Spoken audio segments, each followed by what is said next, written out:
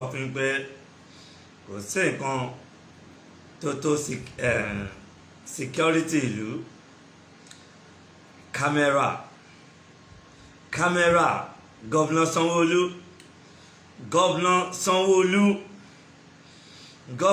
Sanwó-Olú ẹ̀yin ni bàbá wa lẹ́kọ̀ọ́ n tó ń jẹ́ security gangan òun ni kámẹ́rà yẹn tí ó bá wà ní Èkó tẹ́ install kámẹ́rà káàkiri Lagos State ó máa jẹ́ kí iṣẹ́ kó dùn ṣe fún àwọn ọlọ́pàá. It's like the government Èkó ẹ̀kan rack brain àwọn ọlọ́pàá ẹ̀ ń fi àjà àwọn ọlọ́pàá ẹ̀rí bá àwọn ọlọ́kadà ẹ̀rí bọ́ ṣe pọ̀ ọlọ́pàá lánàá ṣe CST àbí kinní kan ẹ̀rí bọ́ ṣe pa ọlọ́pàá. Gọ́vnà Sanwó-Olú kí ló dé tẹ̀ ń fẹ̀mí àwa ará Èkó tẹ̀ fi ń tàfà báyìí. Ìlú òyìnbó gan fúnra wọn ọlọ́pàá mélòó ló ń wà ń ta kámẹ́rà ni wọ́n rí káàkiri gbogbo ìlú àwọn èèyàn dẹ̀ ń ríṣẹ́ àwọn graduate á lè ríṣẹ́ wọ́n wà ní ọ́fíìsì wọ́n máa monitor gbogbo CCTV cameras tó wà ní ojú títì gbogbo nǹkan tó ń lọ nílùú ẹ máa rí báyìí ni. lọ kí ló dé ẹ̀gbọ́n mi Akeem Odumosu mi sọ fún yín commissioner of police lẹ́kọ̀ọ́ wọ́n ní ọ̀rọ̀ àgbà tí ò bá ṣẹ láàárọ̀ á ṣẹ lálẹ́. ṣé mo sọ fún yín gbàrà tí mo dé tí mo wo Èkó bó ṣe rí báyìí mo dẹ̀ ihun tí ojú àwa ń rí àwa aráàlú ohun tójú wa ń rí ní ojú títì òun lè rí lọ́wọ́ àwọn ọlọ́pàá yẹn commissioner of police àti assistant ẹ̀ ṣe Mr. Bode Ọ̀jájú ní ACP ẹ̀kọ́ ń fẹ̀mí àwọn ọlọ́pàá Èkó Nàìjíríà ẹ̀ ń fẹ̀mí wọn wé ewu. A sọ fún yín pé ẹ bá fẹ́ attack criminal wọn kí n attack àwọn gbogbo àwọn ọlọ́kadà tó ń gàn ọ̀kadà lẹ́kọ̀ọ́ criminals ni wọ́n. mo ń wọ̀n ní gómìnà Sanwó-Olú mo ń wọ̀n ní ọ̀gá ọlọ́pàá Akeem Odumosu ẹ̀gbọ́n mi mo ń wọ̀n ní pé àwọn tí ẹ̀ ń ṣèjọba lé lórí they are criminals but because pàdípàdí government lẹ́yìn ṣe invite more people sínú ìjọba yẹn kí ìjọba yẹn kó lè grow kí Èkó kó lè grow Èkó grow mo sọ pé àwọn máa fi rí Èkó bíi 3-4 years Èkó máa collapse burúkú because mọ ibi tí àwọn rí flaps ti wá. Mo dẹ̀ tún ṣèké fún yín pé every weekend làwọn pípì yín máa ń fi Èkó sílẹ̀. ẹ wò ọlọ́pàá mélòó ló wà lójú títì níkẹjà ẹ wò bó ṣe fọ́ nǹkan mọ́ ọ̀gá ọlọ́pàá lórí. bí nìyẹn sọ fún yín ó sọ fún yín pé security Èkó ó ṣì poor on try o torí ọ̀gá ọlọ́pàá ń ṣiṣẹ́ gan-an ẹ̀gbọ́n Akeem Odumosu ó ń ṣiṣẹ́ gan-an but àwọn tó wà lẹ́kọ̀ọ́ criminals ni wọ́n criminals. Mr. Bode Ọ̀jájú ní àwọn tí wọ́n ń ṣe they are criminals. That means pé ẹ tí ì ṣe iṣẹ́ yẹn tó nìyẹn. ẹ̀rí nǹkan tí àwọn aráàta ń rí lójú títì nǹkan tí àwọn ọlọ́kadà tí wọ́n ń fojú wa rí ní Èkó nìyẹn o nǹkan tí wọ́n fi aráàlú ojú aráàlú ọlọ́kadà àti onímárúwá nǹkan tí wọ́n fojú aráàlú rí ẹ̀rí kí wọ́n ṣe pa ọlọ́pàá lánàá níkẹjà. Gọ́vnà Sanwó-Olú install kámẹ́rà káàkiri gbogbo Èkó kí lẹ̀ ń fi owó ìṣe ibo lẹ̀ ń kówó yìí lọ tábàdẹ̀ ń sọ gbogbo àwọn nǹkan tó yẹ káwọn olórin kí wọ́n kọ fún yín nìyẹn tẹ́ bá ti fún wọn lówó wọn á jákẹ́ àwọn oníjẹkújẹ ẹ kàn ń fi ẹ̀mí àwọn ọlọ́pàá ẹ kàn ń fi ẹ̀mí wọn wéwu. ẹ̀yin náà wò ó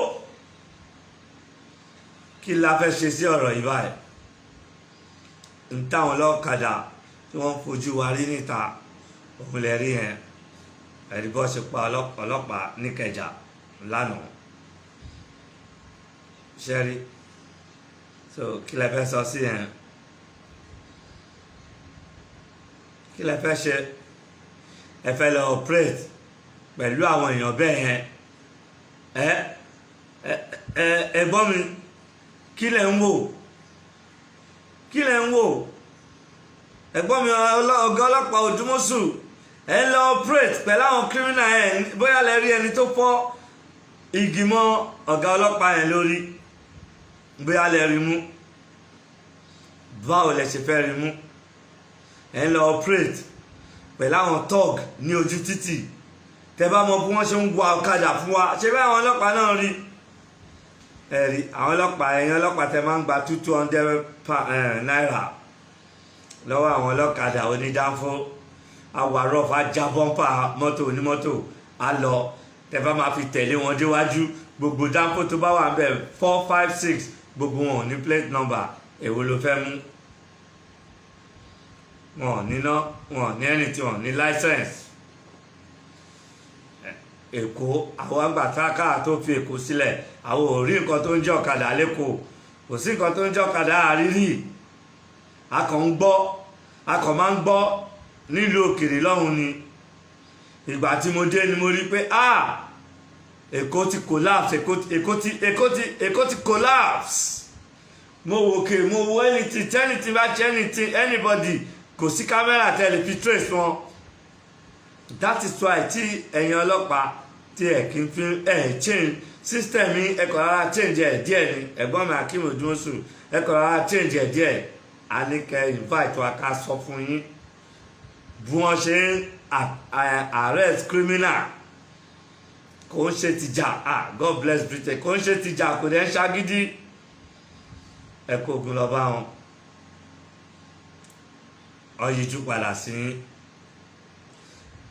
ní ìgbà tí kíní ti ṣẹlẹ̀ yẹn kò yẹ kí ọlọ́kadà kankan kan operate ní Ìkẹjà yẹn mọ́ ní àdúgbò tí kíní God bless Britain God bless Britain ẹ̀gbọ́n mi Akeem Òdùmọ̀ṣù gómìnà Sanwó-Olú God bless Britain ẹ ń lajú yín sílẹ̀ tàlùbọ́dẹ̀ ń kó sí mọ́nà ẹ sọ mi pé àwọn guys wọ́n ń wá ọ̀kadà yìí gbogbo Ìkẹjà yẹn Yíbò ló pọ̀ jù nínú wọn Yíbò Haúsá wọn ṣọmọ Ìkẹjà gbogbo àwọn olówó ló ń gbé Ìkẹjà gbogbo àwọn ọmọ wọn serious wọn ṣe talk gbogbo àwọn tó ń wá ọ̀kadà ní Ìkẹjà yẹn Ajégúnlẹ̀ nǹkan ní gbogbo wọn ti wá àwọn tó ń wá ọ̀kadà ní Mùṣín gan wọn ṣọmọ Mùṣín àwọn tó ń wá Ìkòròdú wọn ṣọmọ Ìkòròdú is only few àwọn ọmọ Ìkòròdú wọn tẹ̀ pọ̀ only few Yorùbá ló wà nù wọn ẹ mọ bí ẹ ṣe máa arrest àwọn people yìí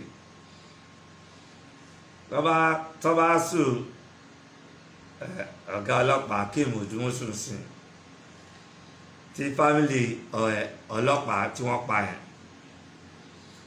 wọ́n bá sùn ẹ̀yìn ọ̀gá ọlọ́pàá ńkọ́ ẹ̀gbọ́n mi Akeem Òdùmọ̀ṣù àti Mr. Bode Ọ̀jájúní ACP Assistant Commissioner of Police tí àwọn fámìlì ṣé life man yẹn ó ti end síbẹ̀ nìyẹn ṣé bí wọ́n ṣe ìbẹ̀sẹ̀ máa waste life àwọn security ọlọ́pàá lù àwọn future ọ̀la tẹ́yìn bá retire sí irú àwọn ẹni ọ̀gá ọlọ́pàá tọ́pa yẹn sí kíní kan ọlọ́pàá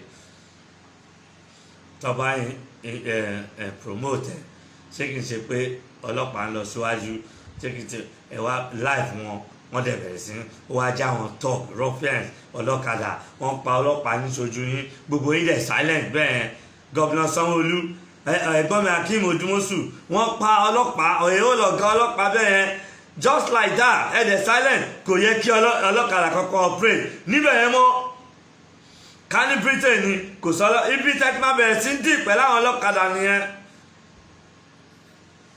mọ́ bẹ́ẹ̀ tí máa sọ fún yín pàdípàdí gan ṣẹ́rí ntójú àwọn civilians ntójú wa ń rí lọ́wọ́ àwọn tọ́ọ̀gì tẹ̀kó síta láwọn àwọn tọ́ọ̀gì tí ìjọba Èkó tó wà láò ọ̀kadà tó yẹn tó di tajá tẹran tó di pé life mọye life èèyàn tí wọ́n ti bàjẹ́ ní iṣẹ́ ìjẹta àbí last week kọ́ ni ọmọ kékeré mọ́là kò tí ì mọ ọ̀kadà gùn ló gbéyàn ló jẹ́ báyìí ló ń taṣà láfẹ́ lọ ààrẹ ẹ̀sẹ̀ ni gbogbo àni ẹwù ọmọ yóò máa pẹ́ àwọn pariwo lẹ́yìn tó gbé lọ́rùn pé eléyìí mọ ọ̀kadà gùn máa pẹ́ ẹ̀ tí ìlú bá ní good security ṣé irú nǹkan bẹ́ẹ̀ yẹn máa ṣẹlẹ̀ ẹ̀gbọ́n mi Sanwó-Olú ẹ̀yìn ló bá ro gómìnà wa ẹ̀mí àwọn ará Èkó jẹ́ kankan sí ẹ̀yìn ìjọba Èkó tẹ̀wá ń bẹ̀ ẹ̀gbọ́n mi ọ̀gá ọlọ́pàá Mr. Akeem Odumosu tọwọ́tọwọ́ ni wọ́n fi pé ṣe dáadáa rárá change style o bọ́bọ́ ṣe wọn pray mi ti sọ ṣé mò ń ṣèké fún yín ni ṣé mò ń ṣèké fún yín ẹ̀dẹ̀ jókòó bẹ́ẹ̀ yẹn ó yẹ kẹ́ ti ṣá almost 100 of them wọ́n á ti sá lọ àtẹni tó ń rà ń bẹ̀ àtẹni tí ò rà ń bẹ̀ ló máa jẹ́nu ẹ̀ nínú àwọn ọlọ́kadà yẹn because they are all nuisance àwọn tó dánú wọn ju bíi 10% 5% lọ wọn ń wẹ̀ wọn máa ń rùn ni wọn nílé ojú wọn á ti mú yó báyìí wọn á ti mú pàrágà àgàgà àwọn onímàrúwá yẹn àwọn yẹn tẹ̀ tó wá worse ẹ lè identify anybody nílùú Èkó kò síná gbogbo ẹ̀yin tẹ̀ ń jẹ nídìí màdàrú gbogbo ẹ̀yin olórin mo tún sọ fún ìtara mo tún sọ fún yín gbogbo yín ẹ má jẹ́ kí ilẹ̀ tẹ ojú ẹ̀yin náà mọ́lẹ̀ ẹ lè kọrin orin lánìkẹ́kọ̀ọ́ kẹ máa fi enlighten àwọn ìjọba tẹ̀ ń lọ ń gbowó lọ́wọ́ wọn kẹ correct ọkọ ṣe báyìí ọkẹ rán wọn létí kan ṣe kankan owó lẹ lọ ń gbà owó lẹ ń gbà ẹ̀yin aríjẹ́ǹdì màdàrú Èkó dẹ̀ ń sìn ìlú Èkó ta fi sílẹ̀ ó dẹ̀ ń sìn ó dẹ̀ di pin Lagos State turn to being place ibi tí tajà tẹran tí wọ́n ń kó family wá tí wọ́n ń kó ẹbí wá ẹ wò báwo ló ṣe máa pa ọ̀gá ọlọ́pàá just like that ẹ dẹ̀ ń wò ọ̀gá ọlọ́pàá ẹ̀gbọ́n mi Akeem Odumosu ẹ ṣe dáadáa rárá o ẹ dẹ̀ ń wò ó yẹ kí ibẹ̀ yẹn ti di ìtàn fún àwọn ọlọ́kadà kó ti máa jẹ́ ẹ̀kọ́ fún wọn ẹ wá dákẹ́ ẹ wá ń wò Gómìnà Sanwó-Olú náà ẹ dákẹ́ gbogbo yín ẹ ń wò ẹ dẹ̀ ń fi kọ́gà ọlọ́pàá kọ́ lè mọ̀ pé yes ọwọ́ tá a wà yìí a bá rí nǹkan a máa sọ fún yín a sọ fún yín dáadáa ẹ̀yin ẹ̀gbọ́n wa ń ṣe eré já kò ń ṣe pé mo mọ̀ pé ẹ̀ wá nǹkan ṣe sí ó yẹ kí fámìlì ọ̀gá ọlọ́pàá yẹn ó yẹ kó sue government because ẹ̀ fún wọn ní good security ẹ bá fún wọn ní good security ni wọn ò ní máa pọ̀ ọlọ́pàá jọ àwọn kan nà entity people wọn kàn máa nà ọlọ́pàá wọn kàn dé police station wọn lè tún náà sí police station alíkè kò sí kámẹ́rà tẹ́ lè fi locate àwọn people yẹn hàn ẹ máa lọ ṣe àwọn innocent people ṣé yẹn dáa ẹ sọ fún ẹ̀gbọ́n wa ẹ jẹ́ ká fi àwọn ìmọ̀ wa ká fún ìkẹlẹ̀ mọ́ pé àwọn bàbá sọ pé tójú bá ń ṣe pin a máa ń fi hàn ní because ó dojú sí mi mo lọ sí area yẹn àwọn people yẹn ṣì ń operate ọ̀kadà mo bẹ̀rẹ̀ sí praise UK government báyìí ibẹ̀ yẹn á ti di ìtàn alọ́rẹ̀ mi wà láyé ni màá kọ́ fi hàn ní àti wá nǹkan ṣe sí ọ̀rọ̀ ẹ̀yin ọlọ́pàá yìí bọ́ nítorí pé ẹ wò ẹ̀gbọ́n mi Akeem Odumosu ọ̀rẹ́ mi nìyẹn Bíṣí Ọmọlólú tó kú òun nìyẹn tó bá wà láyé ni Èkó àti rẹ̀ sí change nítorí ó yẹ àti ìjọ fẹ́ gbé ìgbésẹ̀ yẹn ni òun nìyẹn Bíṣí Ọmọlólú tí ò sí láyé òun ọmọ Èkó gidi gan òun nìyẹn òun ló fa gbogbo eléyìí tí ó sì wà nílẹ̀ tí ẹ bá wò ẹ̀gbọ́n mi Akeem Odumosu tí ẹ ń wò Bíṣí òun nìyẹn ẹ bá rí ẹ̀yin náà mọ̀ bó ṣe jẹ́ sí ní Bíṣí Ọmọlólú nìyẹn ọ̀rẹ́ mi tó kú nìyẹn tí ó lè mọ̀ pé ọ̀rọ̀ Lagos State security ó mú mi lọ́kàn gan yóò bá sí yẹn ẹ wá jókòó àwọn wèrè yẹn sì ń gún ọ̀kadà níkẹjà wọ́n dẹ̀ wé ìsọ ọ̀gá ọlọ́pàá láìpọ̀ ọ̀gá ọlọ́pàá bẹ́ẹ̀ yẹn ẹ̀gbọ́n mi Akínmolú ẹ̀jẹ̀ ń wò àti assistant commissioner of police ẹ̀jẹ̀ ń wò bí àwọn bàbá náà lọ sọ wọn ni wọn kì í fèèyàn jẹ oyè àwòdì kó má lè gbẹ́ di ẹ̀sìn ní láti lọ attack wọn náà ó ní bọ́ ṣe mú àwọn èèyàn bẹ́ẹ̀ yẹn mo ti sọ fún yín couple of times pé ẹyẹ máa lọ attack àwọn èèyàn bẹ́ẹ̀ yẹn kẹtó lọ lásán ẹ ti set camera ti gbogbo orígun mẹ́rin marker tí ò ṣe mọ́tò ọlọ́pàá ẹ ti set gbogbo camera ẹ ti set ẹ sí gbogbo bẹ́ẹ̀ àwọn tó wà nù police car yẹn pẹ̀lú àwọn tó wà ń ta wọ́n máa ṣọ́ wọn wọ́n máa wo everybody wọ́n á mọ àwọn tí wọ́n máa pick tẹ́ ẹ̀ bá tẹ̀ pick wọ́n jọ yẹn ó ní bí wọ́n ṣe ń ṣe but ẹ̀yin bí ensars bí wọ́n ṣe dàrú mọ́ yín lọ́wọ́ nìyẹn eléyìí tún continue ẹ wọ àwọn ọlọ́kadà àwọn ọmọ tí wọ́n tẹ̀ mọ́ bí tí wọ́n ti wá àwọn lọ́wọ́ wá sẹ́kọ̀ọ́ lọ́wọ́ á mú èkó tó wá ń dẹ ìkórú tẹ̀yìn ọ̀gá ọlọ́pàá ẹ̀gbọ́n mi Akeem Odúmọ̀ṣù ẹ̀dẹ̀ ń wò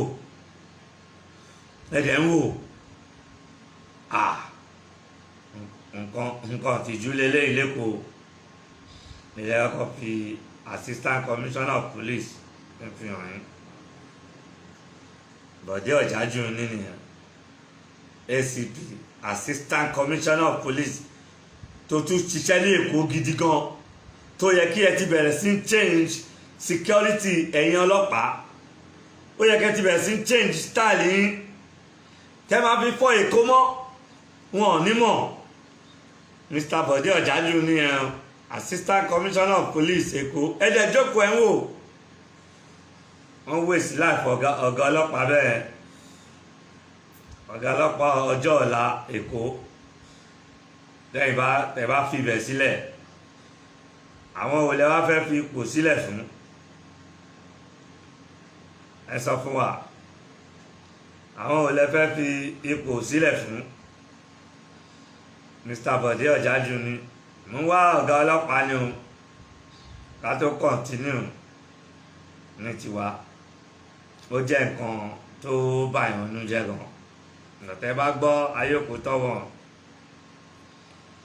akadiski mo mọ̀ pé mo ti sọ fún yín ẹ pè wá ká sọ fún yín àwọn tá a ní secret ọlọ́pàá ìlú òyìnbó bọ́ ṣe operate tí ò ní sí ariwo ẹ kàn máa kọjá níbẹ̀ ibẹ̀ yẹn máa mọ́ ni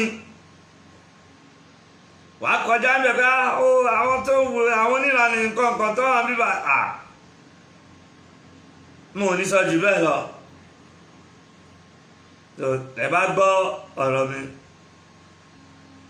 ACP Mr. Bọ̀dé Ọ̀jájú ni àti ọ̀gá ọlọ́pàá Akeem Odúmọ̀ṣù ẹ̀gbọ́n wa tọwọ́tọwọ́ ni wọ́n fi pé o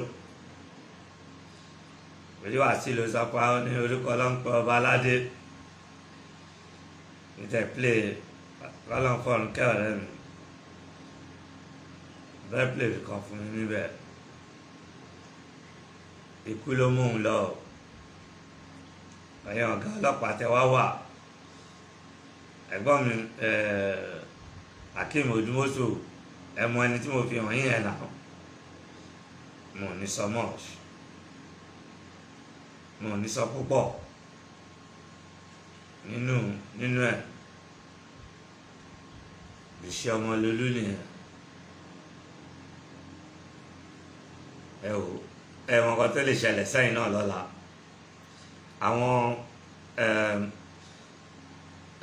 àwọn juniors tó wá wà lẹ́yìn tí wọ́n ń bọ̀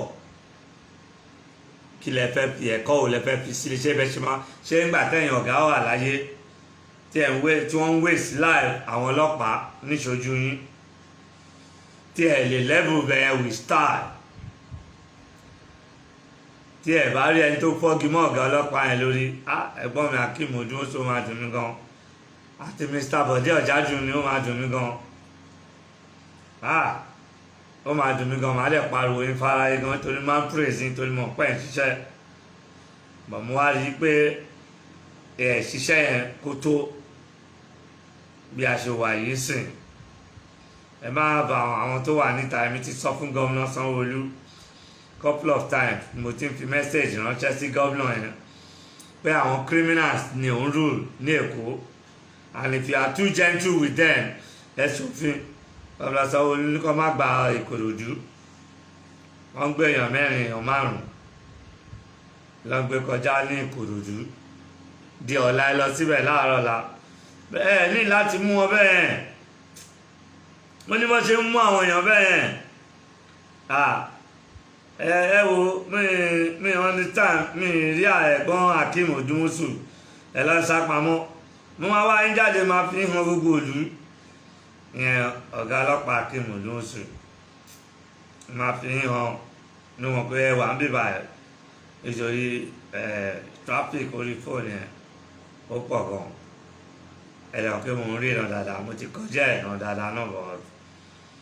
Ìyẹn ni mo ní kí n sọ fún Gómìnà Sanwó-Olú àti ẹ̀yin ará Èkó àti ẹ̀yin ọmọ Èkó, ẹ̀yin ará Èkó tẹ wá sí Èkó, tẹ wá ń ba Èkó jẹ́.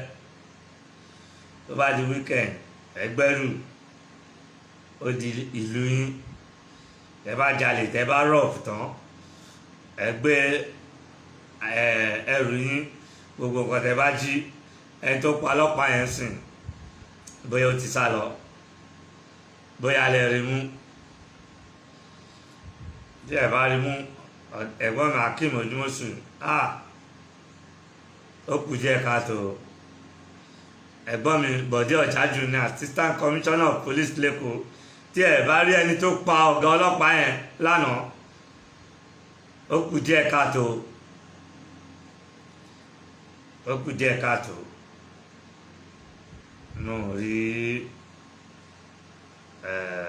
ẹ̀gbọ́n Akeem yẹn, mọ̀ kó wà ń bẹ̀ náà, but ojú mi ò ní ó ṣe ló blank lójú mi ni. But màá yìí rí tójú mi bá ti clear díẹ̀, màá sì wá wọn jáde ká tó bọ́ sí agbami ètò. Nítorí náà mo kí yín o, Mr. Bọ̀dé Ọ̀jájú ní Assistant Commissioner of Police ní Èkó, mo kí gbogbo yín, àti ọ̀gá ọlọ́pàá Akeem Odúmọ̀ṣù ẹ̀gbọ́n mi, àti gómìnà wa gómìnà Sanwó-Olú.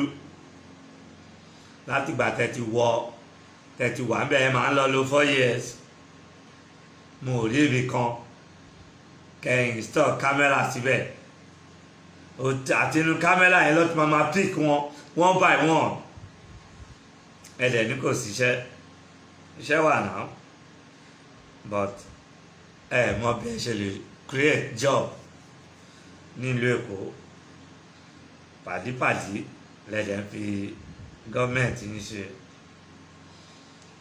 Power show ṣe rí nítorí ṣẹlẹ̀ iṣẹ́ Calabar, Lieutenant Chika ṣe rí ọmọbìnrin yẹn, ẹ wo bó ṣe dé pẹ̀lú ọmọ NYSC, ọmọ tó ń serve youth corps lọ́wọ́.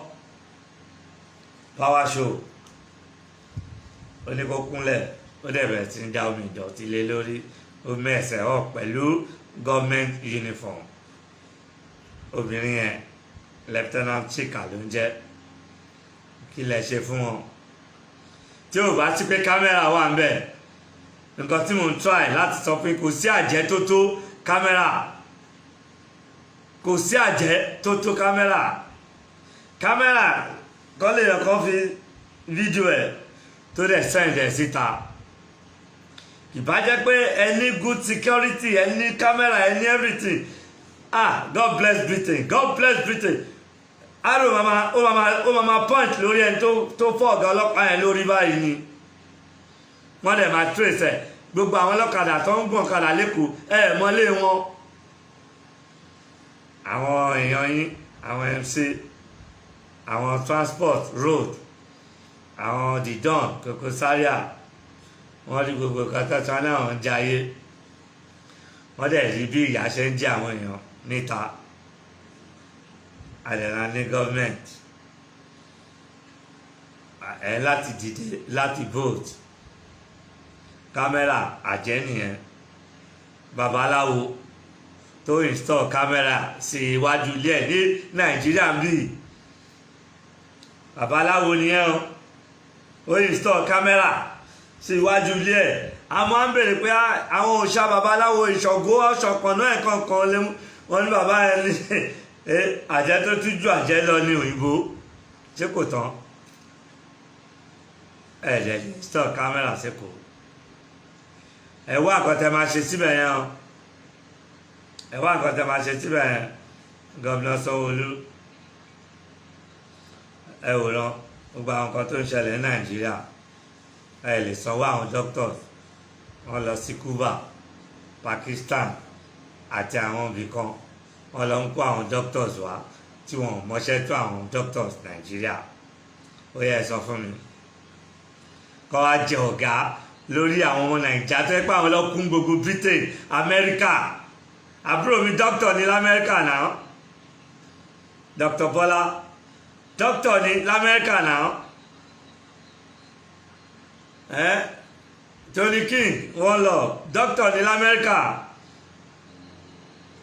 kí lẹ wá ń ṣe ẹ̀yin ìjọba Nàìjíríà ẹ̀yin Èkó special Èkó tá a wà ẹ̀ ń fìyà jẹ wá gan ẹ̀yin tẹ wá lọ ń bò tẹ́ ń gbowó owó ẹ̀yìn lọ́wọ́ wọn tí ẹ̀ lè ran ìjọba lọ́wọ́ láti máa pín ìjọba nípa ẹ ṣe báyìí ẹ ṣe báyìí bàbá tí àwọn èèyàn ti lọ gbowó àwọn èèyàn ní lárí lọmọ ń sọ fún ẹ̀yin dẹ̀ ẹ̀ ń kúṣẹ́ sí i báwo lọ́jọ́ wa lọ kó dókítà wa ní Cuba times 3 owó tó yẹ kẹsàn fún àwọn dókítà Nàìjíríà òun ni wọ́n sọ fún àwọn tó lọ kó wá ní Cuba ìbá àárín wọn lẹ́kọ̀ọ́ mi ní àárín wọn Britain táwọn ọmọ Nàìjíríà sọ ọmọ Nàìjíríà nígbà tó máa ṣe operation fún mi doctors tó kọ́kọ́ refer mi lọ doctor kí lórúkọ doctor ìní acting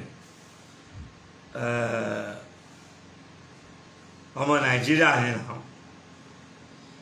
doctor tí mo lọ bá bíi mẹ́ta lọ́wọ́ àtẹ̀sí mi ọmọ Nàìjíríà ni wọ́n ẹ wá mú àwọn ọmọ tí ẹ̀ ń sojú ọlá wọn ẹ̀ ń sì délẹ̀ ẹ wá lọ kó doctor wa Cuba ẹ wá ń san times 3 owó tó yẹ kẹ́yìn increase owó tẹ́pẹ́ ń san $20,000 fún wọn mú kàn sọ bẹ́ẹ̀ ni ẹ lè san 40,000 àbí 45,000 ẹ wá lọ kó àwọn doctors wá ní Cuba ní India ní kankan pé kọ́ máa ṣiṣẹ́ ní Nàìjíríà ẹ wá san times 3 times 4 owó oṣù fún wọn àwọn ìmí wa kó àwọn ọmọ Nàìjíríà lọ tí wọ́n mọ iye ẹ̀ gbogbo wa tí a bá tí ì ṣe the right thing ní Nàìjíríà àti ìmọ̀bítà lọ especially Lagos State mo ti sọ fún tó wá pé party tó wà ń bẹ̀ lóṣù wà ń bẹ̀ government tó wà ń bẹ̀ tó bá change style wọn tó wá pé style òkú old school òkú style tó ń lò yẹn 4 years to come 5 years Èkó máa collapse apá yóò ní káwọn tọ́ọ̀gì mọ́ apá yóò ní káwọn criminals tó wá tèkú mọ́ òun kọ́ wọ́n pa ọlọ́pàá lè paná àwọn ọlọ́pàá àdà tó wà ní ibi tó ti pa ọlọ́pàá ẹ̀gbọ́n mi Akeem Odúmọ́sù àti APC Bọ̀dé Ọ̀jájú ní lè paná àwọn ọlọ́kadà tó wà bẹ́ẹ̀ wọ́n dẹ̀ ń pa àwọn ọlọ́pàá wọ́n pa wọ́n ṣojú yín sẹ́yìn mọ̀gàn tó lè ṣẹlẹ̀ sẹ́yìn náà lọ́la náà nígbà táwọn ọmọ ṣẹ́ yóò bá sè táwọn mẹ́rin yóò sè báwo lẹ́yìn gan ṣe fẹ́ sè ẹ sọ fún mi ìyàlẹ́nu ńlá gbáà ní gbogbo nǹkan tó ń ṣẹlẹ̀ ní Nàìjíríà ẹ jẹ́ kí nǹkan lọ dáadáa náà ẹ jẹ́ kí nǹkan lọ dáadáa nítorí gbogbo wàhálà yìí ó ti pọ̀ jù ní ìlú Nàìjíríà ẹ wo Sunday Igboho tó ń jà fún ìjàgbara ẹgbọ́n nǹkan tí olórí adájọ́ ẹgbọ́n nǹkan tó sọ mo dẹ̀ sọ fún yín last time wípé ẹ̀yin tí ẹ̀ ń sọ̀rọ̀ ẹ̀ calm down káwo ibi tí ọ̀rọ̀ yìí tó máa já sí. Ẹ sì ń sọ̀rọ̀, ẹ sì ń pariwo, ẹ sì ń bú àwọn èèyàn. Ẹ̀gbọ́n tó sọ wọn ní àwọn sì lè wá ẹ̀sùn míì jáde sí Sunday Igboho lẹ́rùn.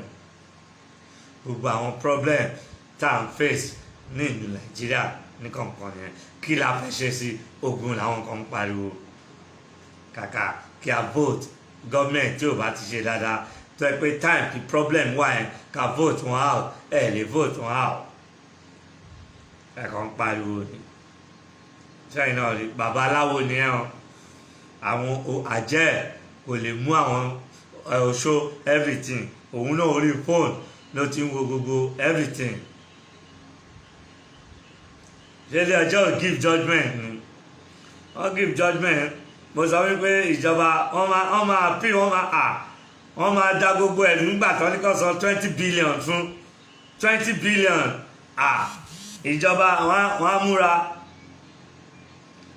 á múra. So nítorí náà àwa mọ ìlú gọ́vnà tí ò bá ti ṣe kíní dáadáa, ẹ jẹ́ ká mú wọn ká vote wọn out, nítorí a vote wọn in ni.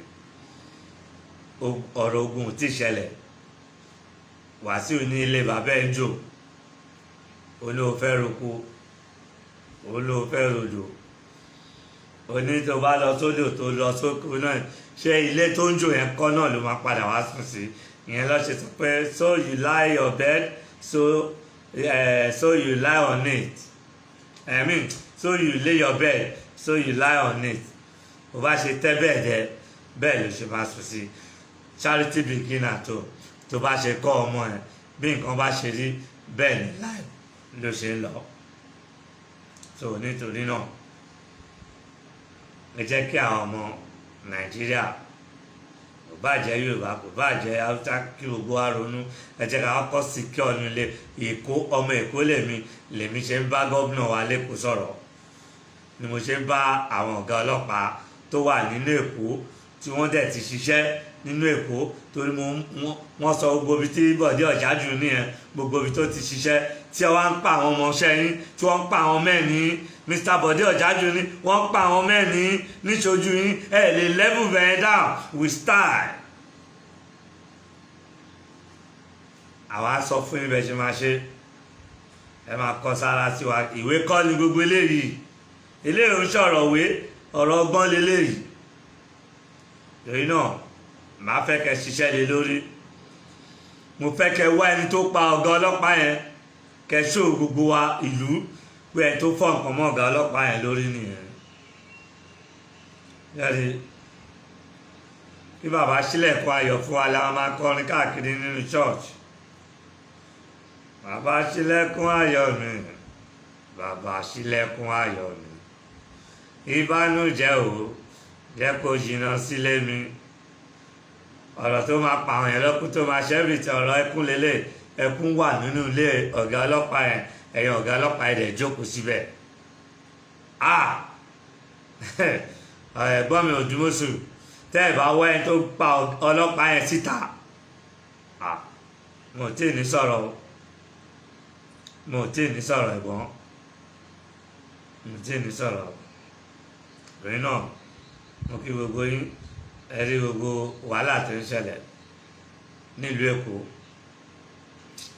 Ẹ wò ó, ẹ má bínú, a lọ síbi ìkó ọmọ ọ̀rẹ́ wa kan yẹn láfimọ̀ pátí dàgbà, ó ń ṣèyàwó, ọmọ ọ̀rẹ́ wa ṣèyàwó. Gbogbo wa níṣojú wa náà ní ìlú òdà, ìṣojú àwọn ọmọ wa ìlú òdà. Àwọn ọ̀gá ọlọ́pàá wọn ò lè mọ́nítọ̀ ìlú dá. Gọ́vnà Lagos State ẹ lè mọ́nítọ̀ ìlú dáadáa. They kill people anyhow. Mọ àwọn ọlọ́kadà wọn ẹ lọ sí gbóbi kẹ́ wo ọṣẹ tó wà ń bẹ̀. Ẹ lọ sí private hospital kẹ́ wo ọṣẹ tó wà ń bẹ̀. Kẹ́ invite àwọn èèyàn mọ̀ ẹ takú torí kò ń ṣe party yín, nítorí kò ń ṣe kinní kan. Lagos State cannot move forward like that. Kò lè move forward like that. Torí àwọn tó lọ́gbọ́n pọ̀ ń gbòòrò gan. Irú ibẹ̀ yẹn ó yẹ kí CID ti pọ̀ mẹ́rin rẹpẹtẹ pẹ̀lú hidden camera.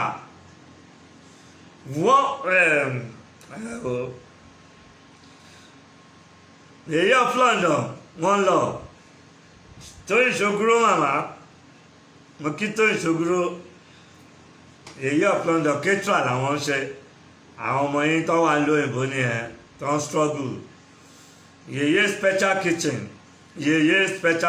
Tóyìn Ṣògúrò ketra lòun ẹ pè tẹ́ bá fẹ́ ṣe party nínú hall ní London ní gbogbo ibi tí ẹ ti fẹ́ ṣe party ó wà lórí Instagram ó wà lórí Messenger ó wà lórí WhatsApp ó wà lórí whatever ẹ pè Yèyé of London special kitchen ẹ subscribe Akal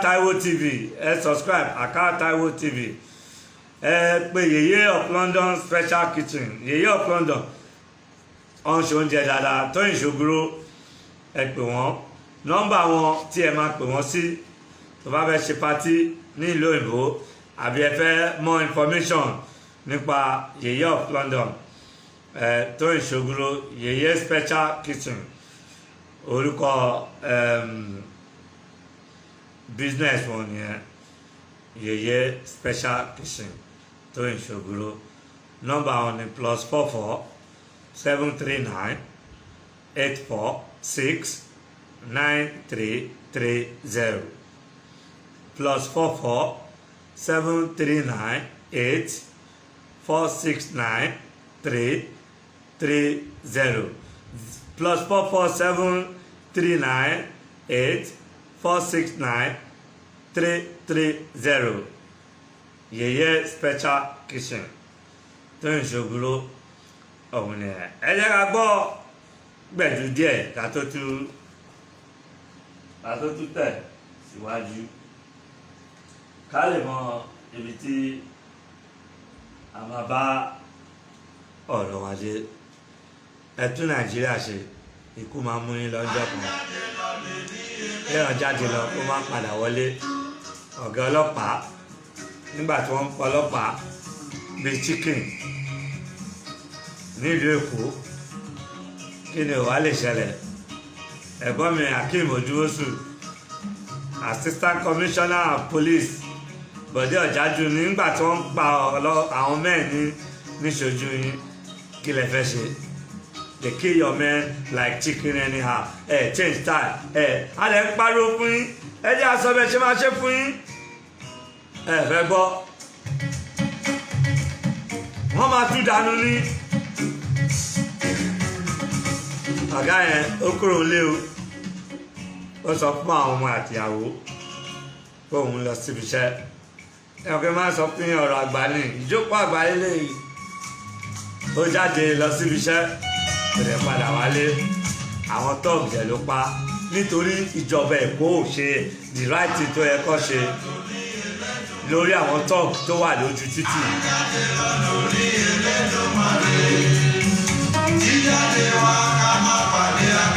lọ́dún ọlọ́pàá yóò pàdé àgbákò. ohun tó jẹ lọ́wọ́ lọ bàbá ká má pàdé ohun tí ó jẹ wá. ẹ wò sọ tó pa ọlọ́pàá.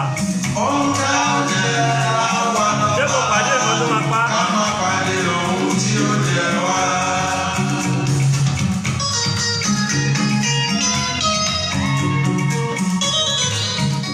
ẹ̀gbọ́n mi Akeem Ojuwosu ọ̀tọ̀ lórí pé yín o Mr. Bọ̀dé Ọ̀jájú ní ACP assistant commissioner of police lẹ́kọ̀ọ́ gbàdúrà because we are lack of security in Lagos State count security as important thing ní Lagos State ó jáde ńlé láàárọ̀ àná náà òkú ẹ̀ lọ́lọ́ fún àwọn fámìlì ẹ̀ báwo ló ṣe rí lójú yín.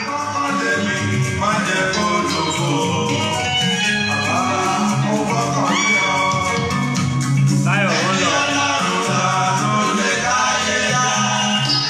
nítorí rẹ̀ mo ṣe rọ̀ mọ́ agbákẹ́lẹ́ mi má jẹ́ kó lòó.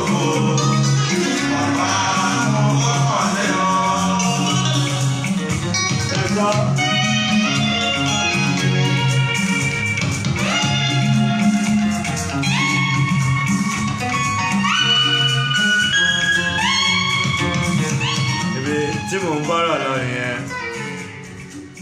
àgbàlú ẹ tún lù ṣe ẹ̀yin náà ìjọ kan báyìí lẹ máa jáde ẹ ní padà wọlé nítorí ẹ tech security ìlú yìí strong dáadáa ẹ kàn lè máa lọ kí wèrè kọ́kọ́ rọ́ọ̀lù yìí ló ti mú gbogbo yó pẹ̀lú truck tipa ilẹ̀ bẹ́ẹ̀ ṣe. nítorí rẹ̀ mo ṣe rọ̀ mọ́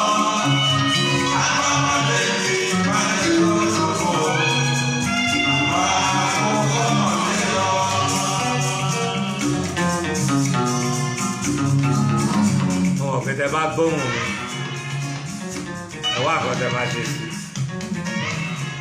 ẹ pè wá aṣọ àkọtẹ máa ṣe fún ẹ pè dísìkì sí 0704 933 2488 0704 933 2488 or 0706 57 579 1756 0706 579 1756.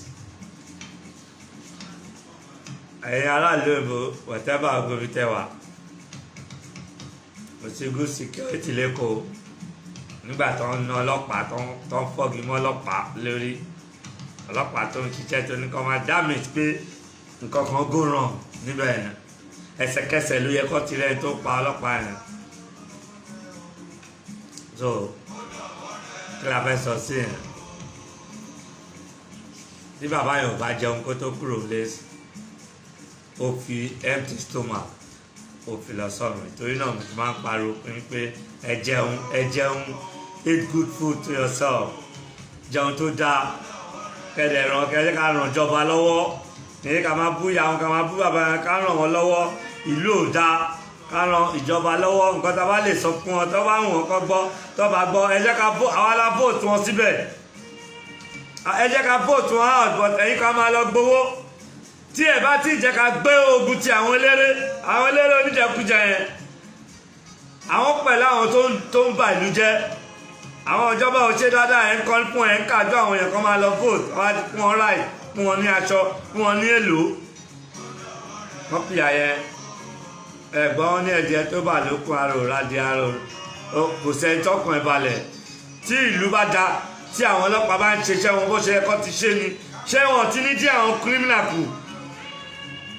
ẹ̀gbọ́n mi Akeem Odúmọ̀ṣù ṣé ẹ̀ ti ní dí àwọn criminal kù ṣé gbogbo àwọn crime tó ń ṣiṣẹ́ yìí tó ń jáde yìí ṣó máa ṣẹlẹ̀ ni kò ní ṣẹlẹ̀ but because ṣe àwọn iṣẹ́ ìbò ṣe kí ẹ ṣe wọ́n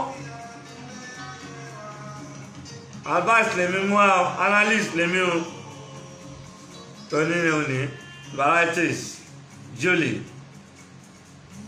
varieties nìyẹn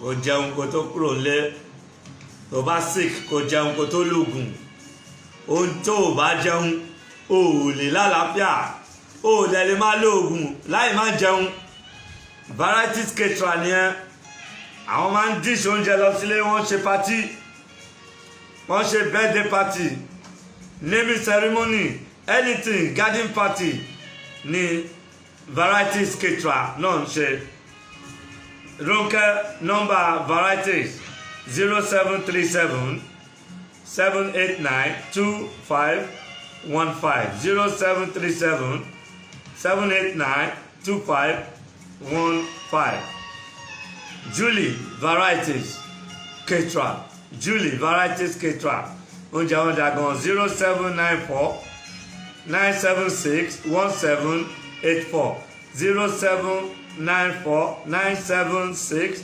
1784 varieties ketra ẹ subscribe Akadiski Akataiwo TV Akataiwo TV wàá bẹ̀rẹ̀ kọ̀ọ̀kan tún wá fún ara life náà ni tẹ̀bí ọmọ ọ̀rẹ́ wa ló ṣèyàwó ta lọ́bẹ̀ ìyẹn sọ fún ẹ wípé ẹ jẹ́ ká tún ìlú ṣe náà we don't want war because Èkó tá a wá ìtì collapse gan is full of criminals full of top àmọ́ bí tí wọ́n ti wá àwọn ìjọba tàdé ní gómìnà ta ní àwọn ẹwú gbogbo kọ́tà tójò bá ti rọ̀ wọ́n kọ́lé sí gbogbo orí kànáà gbogbo bí tí ò yẹ kọ́ kọ́lé sí wọ́n kọ́lé sí àdènà níjọba tójò bá rọ̀ ẹ̀rí flood ni gbogbo ike coke nylon pure water àwọn kan máa lọ dalẹ̀ sínú kànáà lóru kò sí kámẹ́rà tó máa mú wọn kò sí ẹni tí gbà tí ò síná pẹ̀lá ní ìjọ wo la máa bọ̀ ò lóko ẹrú ó ní àwọn bọ́njọ́ kan ò lóko ẹrú tí àwa àti ìdábà ti lọ ìṣojú wa àfi tí a bá bá wọn fi ọwọ́ sí ìjọba yìí kó jíjọ lọ tí àwọn gọ́ọ̀mẹ̀ntì bá dẹ̀ gbọ́ gbogbo àwọn tẹ́lẹ̀ lọ ń kó fún yẹn they have nothing to do ìṣojú wọn ní ìṣojú wọn àtẹ̀yìn ní ìlú Èkó ló ti ń sink ló ti ń rì because they don't have anything to offer you people jù kọ́ máa gbowó tó bá yá tá àwọn ará Èkó wọ́n máa yọ kù wọ́n máa nà ẹ̀yin councillor chairman everybody governor ẹ̀ nílé jáde tẹ́ bá jẹ́ kó dé stage yẹn láti nísìnyí kẹfẹ́ sí invite àwọn graduate kẹgbà wọn àwa sọ bẹ́ẹ̀ ṣe máa mount security fún yín owó dẹ̀ máa jáde kẹwàá wo Èkó in 1 year bó ṣe máa clean ló ṣe máa rí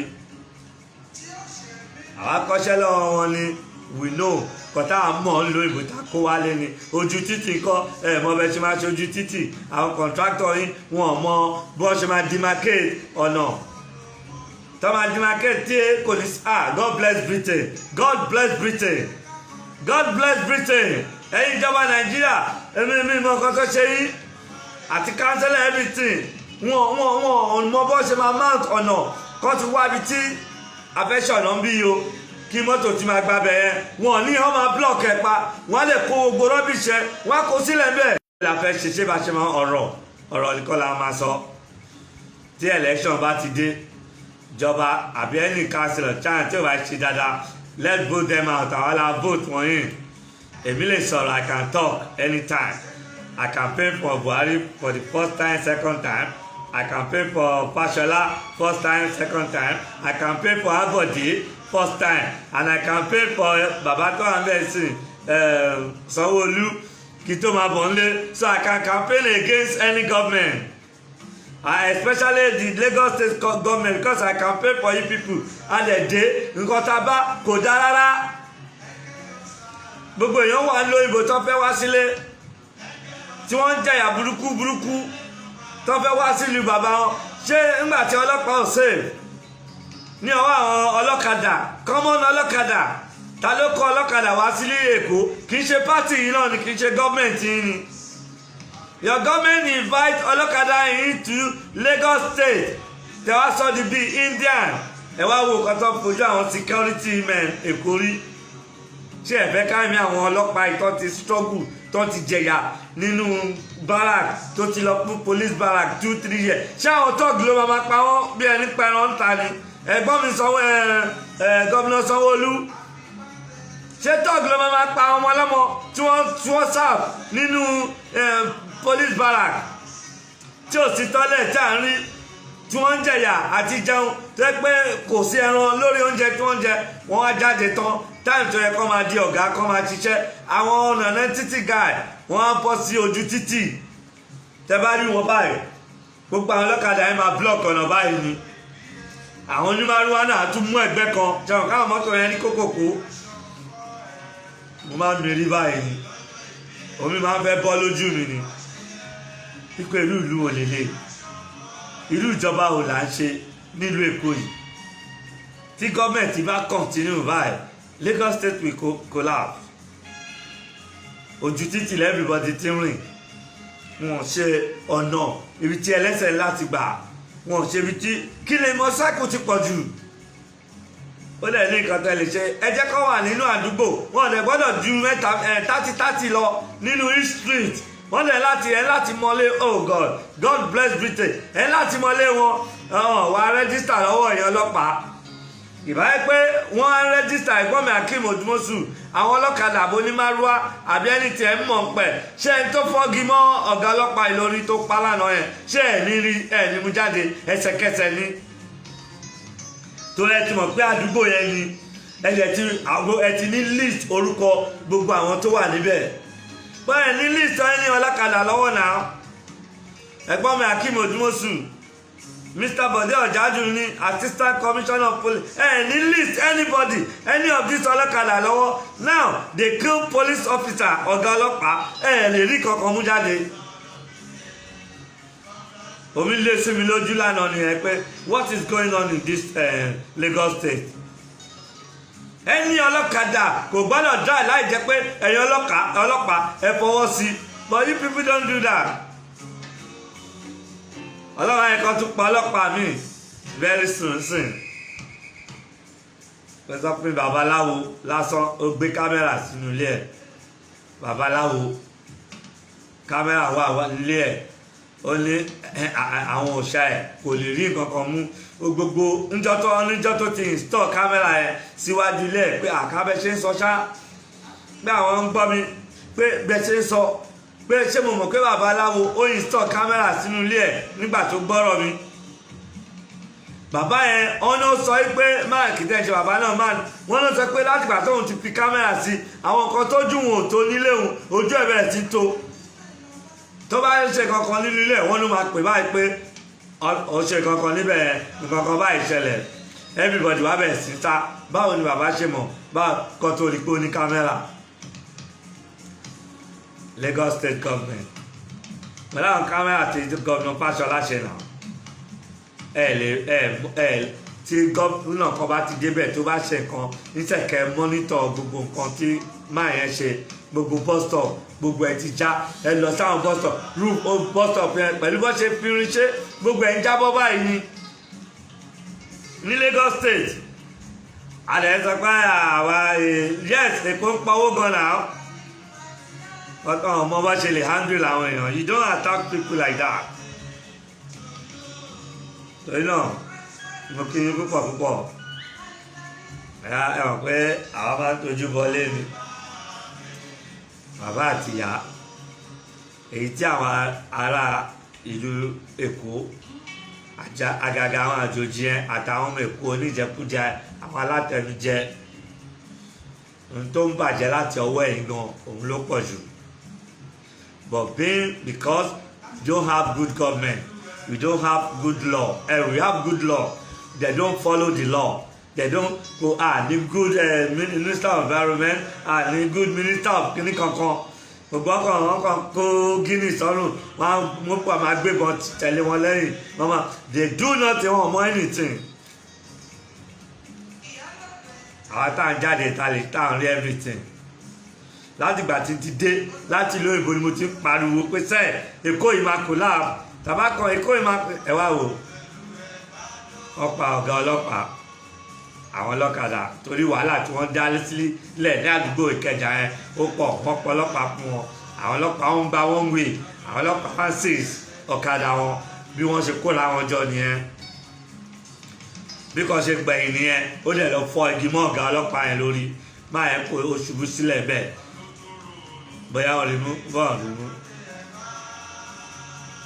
Mr. Akeem Odumosu kílẹ̀ fẹ́ sọ sí yẹn kọ̀ọ̀ká nípa àbúrò yín ni ẹ ti mọ nǹkan tẹ máa ṣe sí àbí brọ́dà yín Mr. Bode Ọ̀jájú ni kánẹ́bí yín ni irú nǹkan ẹ̀ ṣẹlẹ̀ sí ẹ ti mọ nǹkan tẹ máa ṣe call us we tell you what to do ó ń ṣàgídí ṣàriwo ẹ bá wo bàbá tó fẹ́ tí òun àti ìyàwó wọn tó fẹ́ra wọn ní àárọ̀ ọjọ́ wọn gẹ́gẹ́ bí ti máa sọ fún yín ti máa mú wá fún yín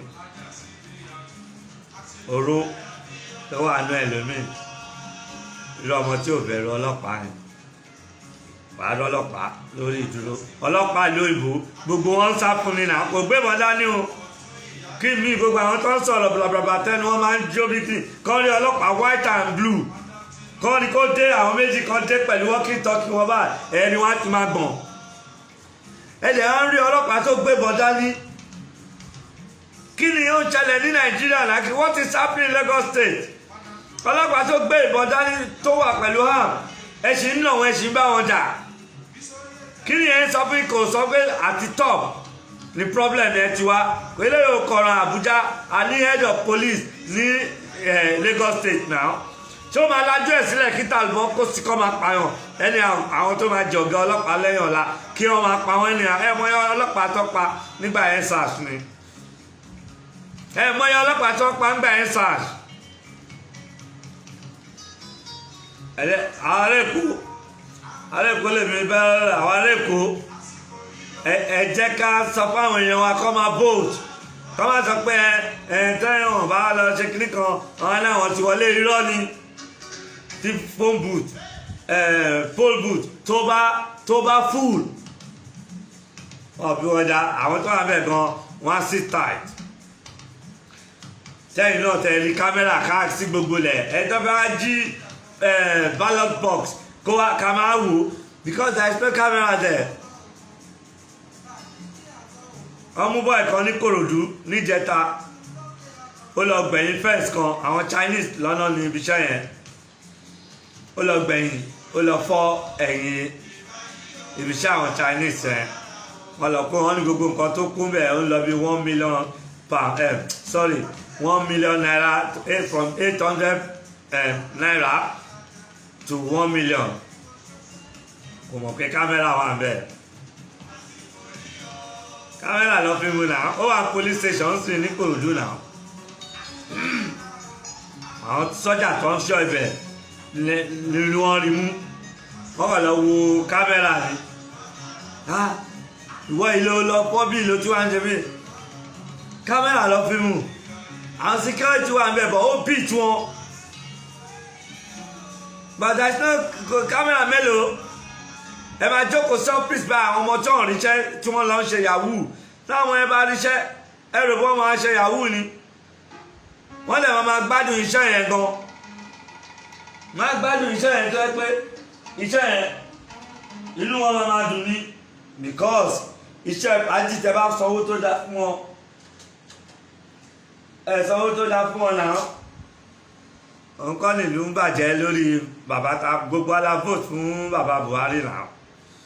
So we don't need to blame ourselves torí ngbà tó ṣe war against discipline àbí kinní kan gbogbo àti pé president bàbá tó wà bẹ́ẹ̀ ti pé sójà ni máa ẹ̀ wà discipline gan ó ṣe everything gan but tí o bá fi vote fún nìyẹn náà we don't need to blame each other àbí ká máa blame ẹ̀yàn kan gbogbo wa la vote fún Buhari tàbá dẹ̀ fẹ́ yọ wọ́n kúrò gbogbo wa bá ṣe vote fún Buhari yẹn ẹ jẹ́ ká vote wọn out kó fàjà tọ́lá àwa la ní power lọ́wọ́ you can talk ẹ má bẹ̀rù àwa la ní agbára lọ́wọ́ pẹ̀lú voters card wa we put them there we can pull them out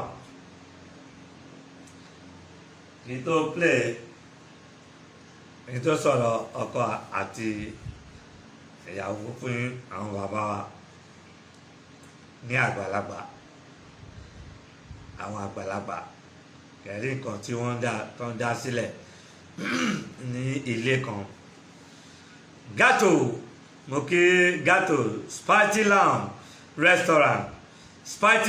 restaurant mo kí Gato gan gbogbo ẹ̀yin ti South East ẹ lọ sí nọ́mbà 11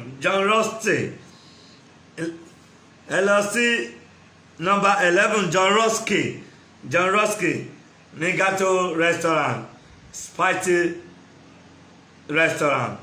Lounge restaurant Spices nǹkan tó ta lẹ́nu ó dẹ̀ ń yóyàn nínú ikùn Spices Lounge restaurant Gato ló níbẹ̀ 11 John Rusky ibẹ̀ ní South East màá fún yín ní nọ́mbà bẹ̀ SE5 ní postcode wọn then 0NS postcode ẹ̀ ní John Rusky nọ́mbà 11 John Rusky ní ibẹ̀ nọ́mbà wọn ní 0207 701 7010500 nọ́mbà wọn nìyẹn. Spites ẹ lọ síbẹ̀ náà nọ́mbà wọn ni mo pè fún yẹn 0207-701-0500. Gato nìyẹn Spites Lounge Restaurant. Spites South East ni àwọn wà. Gbogbo ẹ̀yin tẹ́ wà ní South East ẹ lọ sí nọ́mbà 11 John Rusky. Mo bá nọ́mbà ẹ̀ ní 0743 802 5104. Spites Spites Lounge Restaurant. Spites Gato Restaurant yẹn oúnjẹ Gato náà dá gan. Spites Lounge Restaurant oúnjẹ dá gan Gato. Ẹ bá lọ sí ibẹ̀ ẹ gbádùn oúnjẹ tí ẹ máa jẹ níbẹ̀. Kákọ́ ṣe bájì fẹ́rẹ́fẹ́ ná ètò wá fún yín lọ́rọ̀ bàbá àgbàlagbà àti ìyàwó tí wọ́n ti bí ọmọ 4 tí àkọ́bí wọn dẹ̀ ti wọ 60 something ló ti yẹ yín.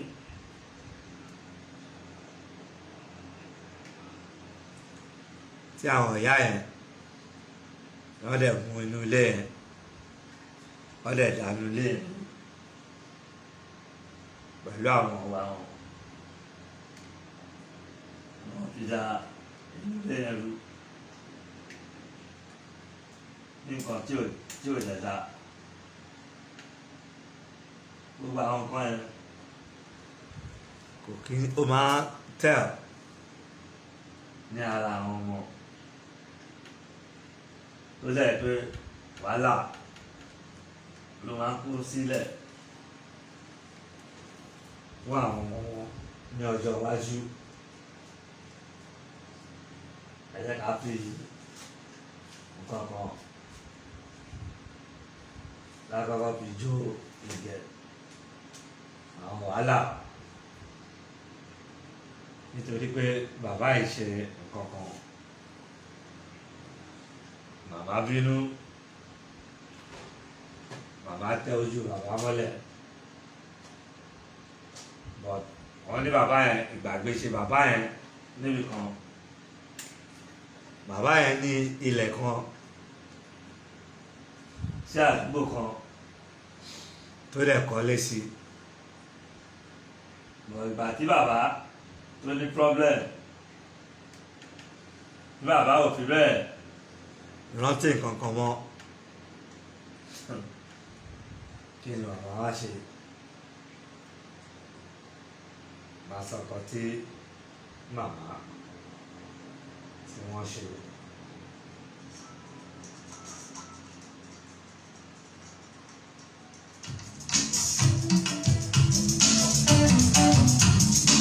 Ṣàwòrò máa ró wòròwòrò. Ṣàwòrò máa ró wòròwòrò.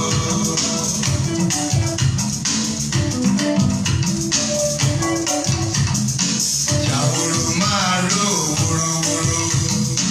Ṣàwòrò máa ró wòròwòrò. Bóyá ọ̀tá mi ajẹ́pọ̀ tó bá lè pọ̀ ikú apá apúpátá. Ṣàwòrò máa ró wòròwòrò. Ẹjọ́ bá ń ṣèbàjẹ́ fún wa rántí pé àwọn ọmọ wa ń kọ̀rọ̀. Yẹ bá mi rí àwa.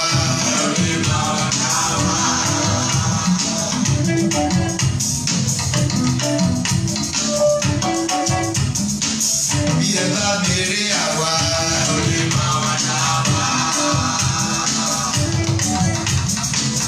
Yẹ bá gbà bẹ́ẹ̀ ni.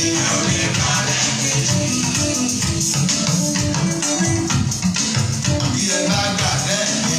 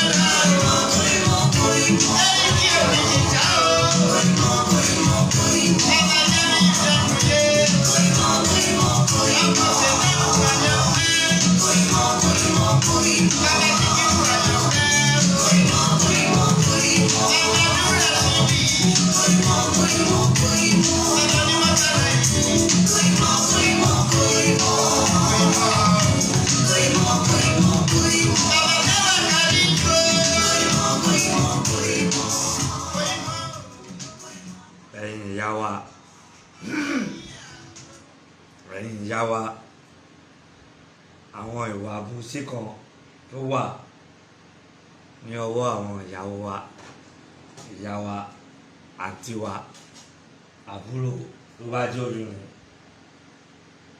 tí wọ́n máa ń wù tí ò lè dá wọ́n bá dídé ọkọ bàbá yẹn ní ilé yẹn bàbá yẹn wọ́n ló sọ fún ìyàwó ẹ̀ pé ìwọ nìkan ló mọ̀ pé òun ní ilé níbẹ̀ yẹn ẹni tó ń bá lè máa fún nílé yẹn òun á jẹ́ kó mọ̀ bàbá yẹn wá lo ojú àṣẹ ọgbọ́n tó dáa wọn ló ní àbúrò obìnrin tó tẹ̀lé bàbá yẹn ó wá sọ fún àbúrò ẹ̀ náà pé òun ní ilé kan ní ibi báyìí lágbájá báyìí bàbá yẹn ti kọ́kọ́ bí ọmọ kan síta lágbájá báyìí lòun fẹ́ fún ní ilé yẹn so kò sẹ́ni kankan tó mọ̀ pé bàbá yẹn ó nílé yẹn ó ra lé yẹn but ìyàwó ilé ẹ̀ ó mọ̀ ìgbà tí bàbá yẹn wọ́n ní bóyá kankan bàbá yẹn màmá yẹn wá gbé àwọn òwe sílẹ̀ pé kó fi ọwọ́ sí àwọn ìwé báyìí wọ́n ní bàbá yẹn dẹ̀rẹ́ ó ti ṣe ìwé kan sílẹ̀ ní ọ̀dọ̀ àbúrò ẹ̀ tó ti sign bàbá yẹn ò gbé lọ sí ọ̀dọ̀ lọ́ọ̀yà wọ́n ní kò kọ̀wé kò ṣe anything bọ̀ ó sọ fún àbúrò ẹ̀ yẹn wípé nǹkan tí òun fẹ́ ṣe ni ẹ̀yìn tó ń dẹ̀ fẹ́ fún ni ìgbà tí wọ́n á ní bàbá yẹn bẹ̀rẹ̀ sí sick tí ó ṣe anything bóyá ó ní dementia àbí whatever kò rántí mọ́ bàbá yẹn bẹ̀rẹ̀ sickness first born woman yẹn tó ń bí bàbá yẹn ó wá lọ gbé ilé yẹn ó gbé fún ọmọ títí ẹ̀ ní ìgbà tí ọmọ tí bàbá yẹn bí síta tó jẹ́ ọkùnrin tó jẹ́ first born ẹ̀ tó wá bá àbúrò bàbá ẹ̀ everything wọ́n wá mú lọ sí ilé yẹn wọ́n ní ìgbà tí wọ́n délé yẹn wọ́n bá ọmọ bàbá ẹ̀ pé kí ló ṣẹlẹ̀ ọmọ tí bí bá pè màmá ẹ̀ pé àbúrò dájú máa wà bí pé wọ́n ní báyìí ẹ̀yin ọkùnrin tẹ́ bá ti ní irú problem bẹ́ẹ̀ yẹn ẹ máa try láti kọ̀ọ̀kan sílẹ̀ with black and white ẹ má máa fẹnu sọ láti pé bàbá yẹn kò kọ nǹkan kan sílẹ̀ pé lágbájá báyìí òun fún nílé ọmọ báyìí lòun fún nílé òun ṣe everything nítorí ó ti rí ọmọ náà ti pẹ́ wọ́n nígbà tí ó ti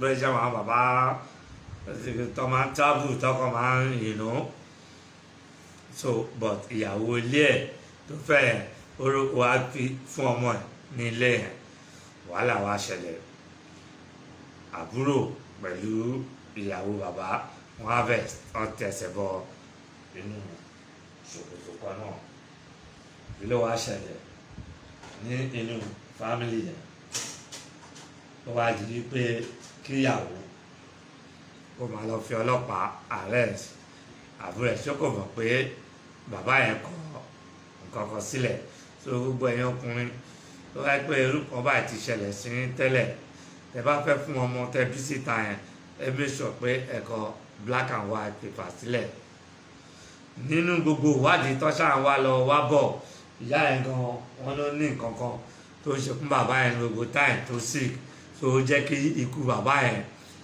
ó tètè yá àṣé ìyá yẹn ọkàn ẹ̀ ti wà nínú ilé bàbá yẹn tó bàbá yẹn fi lé yẹn rẹ̀ tẹ́lẹ̀ wọn ní owó yẹn ló máa fi ń jẹun ló máa fi ń ṣe everything nígbà tí ìyàwó lẹ̀ lọ gbé fọ́ọ̀mù ẹ̀ ṣe everything wọn á ti wàhálà bọ̀lẹ̀ lọ́ọ̀yà dé ọlọ́pàá dé wọ́n lé ọmọ ẹ̀ kúrò ní inú ilé yẹn wọ́n á gbé fún ọmọ ìyọ́n níyà ìyọ́ abẹ́ èpè burúkú ló bẹ̀rẹ̀ sí ń ṣẹ́ fọ́kọ ẹ̀ àṣé olórí burúkú alákọ̀ọ́rí ẹ̀ àṣé ó ti bímọ síta tóun lè gbọ́n kankan lẹ́nu ẹ̀ tóun ò lè sọ fóbìnrin míì pípò ti bímọ síta kí wàhálà dé o lè sọ fún mi pé o bí síta bí àwọn obìnrin míì bí wọ́n ṣe ń bímọ síta tí wọ́n ò ní sọ fọ́kọ wọ́n á gbé ọmọ yẹn lọ sílùú wọn wọ́n ṣe everything bọ̀tá ṣe lọ́ máa tú o máa tú bọ̀ ohun tí fẹ́ fàyọ níbẹ̀ ìjà yẹn wà wọ́n ló go on for so many years or whatever ọmọ ti bí gba ilé yẹn o ó gbalẹ̀ yẹn lọ́wọ́ àwọn àbúrò ẹ̀ ṣe everything òun dẹ̀ ló ń gbé bẹ̀ so n ti fẹ́ fàyọ ń bẹ̀ fún ẹ ìwọ tí nǹkan wà incident ti bá ṣẹlẹ̀ sí tètè lọ kọ ìwé black and white fún ọmọ tó bá fẹ́ fún nìkan àbí ẹ̀gbọ́n ẹ̀ àbábúrò ẹ̀ nítorí àwọn ìyàwó kan máa ń wà olójú kòkòrò alárédè ni wọn ní òfin òrùka sáwọn lọ́wọ́ wọn á gbẹ́sẹ̀ lé gbogbo kan tí o ní má dẹ̀ jẹ́ kí wọ́n fi ìyà má jẹ́ kó fi jẹ àwọn ọmọ ẹ̀ lẹ́yìn ikú bàbá mi èpè lọ́ máa ń ṣẹ́ fún yín so ẹ má jẹ́ kí ìyẹn má jẹ́ kí ó ṣẹlẹ̀ sí ẹ nítorí àwọn kan tó ń ṣẹlẹ̀ so ẹ jẹ́ ká fi gbẹ̀dú yìí.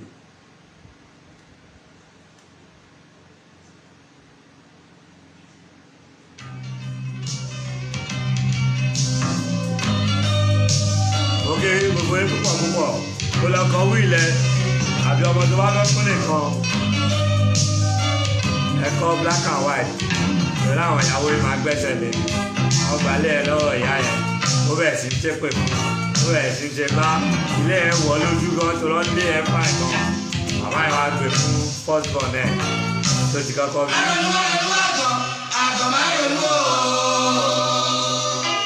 wọ́n lọ ẹ̀yin obìnrin ẹ yíwà padà lẹ́yìn mọ̀mọ́ tó lè ṣẹlẹ̀ lọ́la.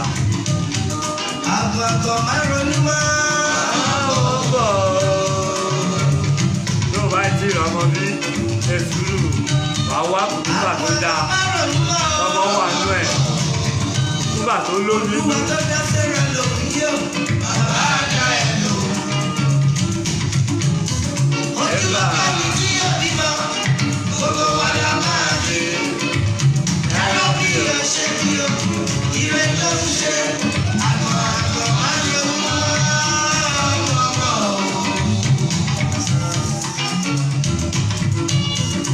Bọ́lá ọ̀nà bá jọ yẹn. Òkè Bọ́lá ṣá wọ́n lọ. ọmọ ṣe pàtàkì ọmọ ṣe kókó.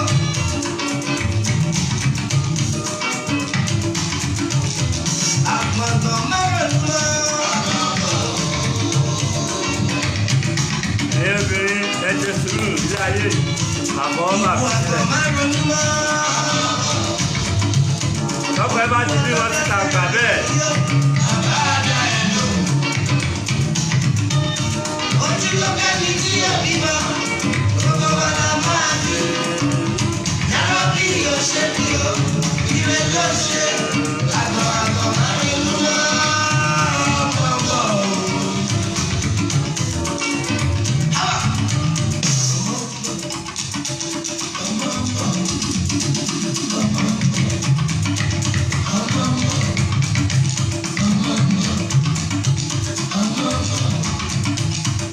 àgbọ̀ márùn-ún lọ.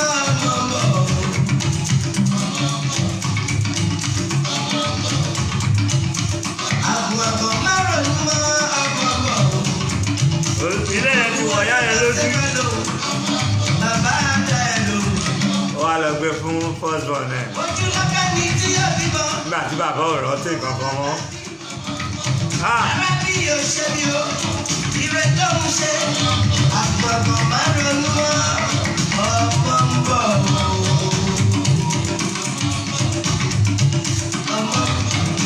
Ojú gbogbo ẹ̀ púpọ̀ wọ́n lọ. ẹni bímọ láyé. ẹni bímọ láyé. ọmọ tí a bí ò ní kú mọ́ wa lójú. Yorùbá. ọmọ rẹ̀ tí ò ní bá ní lórúkọ jẹ́. tí fún wa ò ọmọ ṣe pàtàkì.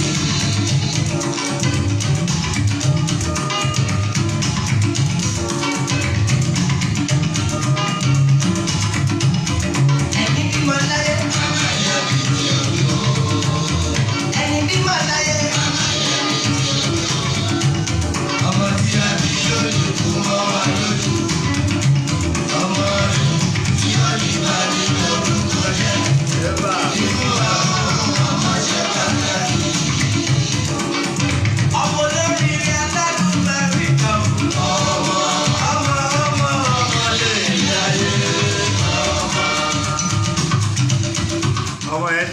lálùbáríkà ó rèrè gbà lọ́wọ́ bàbá ẹ̀ ọmọ tí ó respect rí bàbá àwọn fún ilé ìyàwó ó dẹ̀ ti gbó ọkọ̀ ẹ̀tù àmì ó ti gbélé fún ọmọ àkọ́bí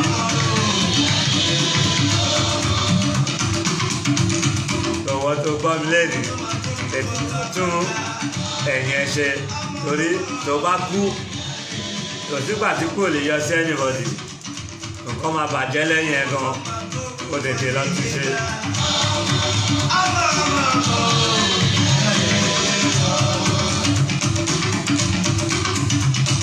ọmọ tó máa rìn bí lọ́wọ́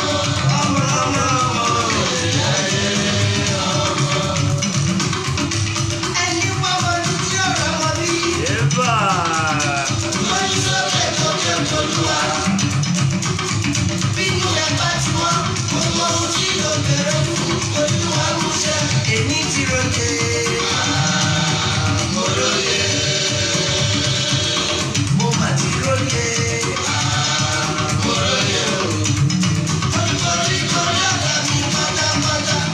Eba!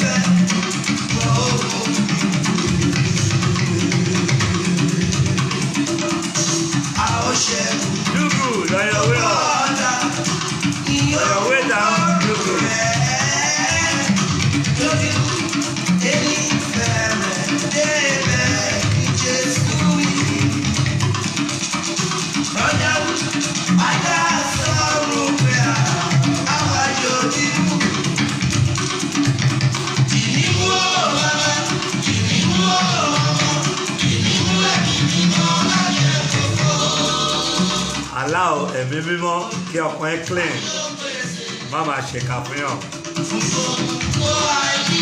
Ṣé máa sọ̀rọ̀ tí ò dá jáde lẹ́nu it's not good torí ó lè àfẹ́ ìtẹ́lẹ̀ lọ́jọ́ alẹ́ èèyàn ń pa arúgbó ṣẹ̀wọ̀n gan.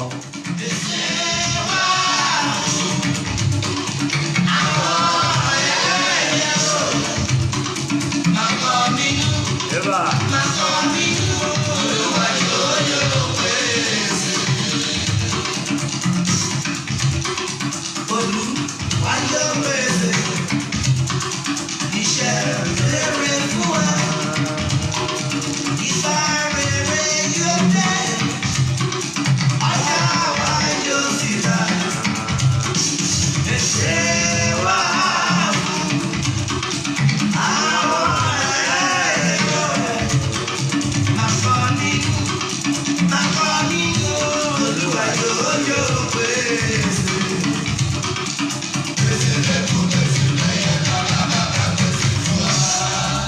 Varieties Restaurant. Varieties. àdúrà mi ti gbà lórí ṣìnà pillars ẹ̀fọ́ pẹ̀lú ọlọ́run. Gbogbo ọmọ Nàìjíríà o. Varieties. Ketra. mùsùlùmí yóò dodo. Varieties yẹn. àdúrà yìí ti gbà lórí ṣìnà pillars. Oúnjẹ tó dáa lọ́ máa ṣe fún ẹ. ẹ̀ṣọ́ pẹ̀lú ọlọ́run. gbogbo ọmọ Nàìjíríà àdúrà yìí ti gbà lórí ṣìnà pillars. ẹ̀ṣọ́ pẹ̀lú ọlọ́run. Elédùmarè ọba ògo gbogbo dáradára tí ẹ dáwọ́lé ayọ̀rí sí rere. bá a bá ṣe ní lórí ọ̀fẹ́ làdá o.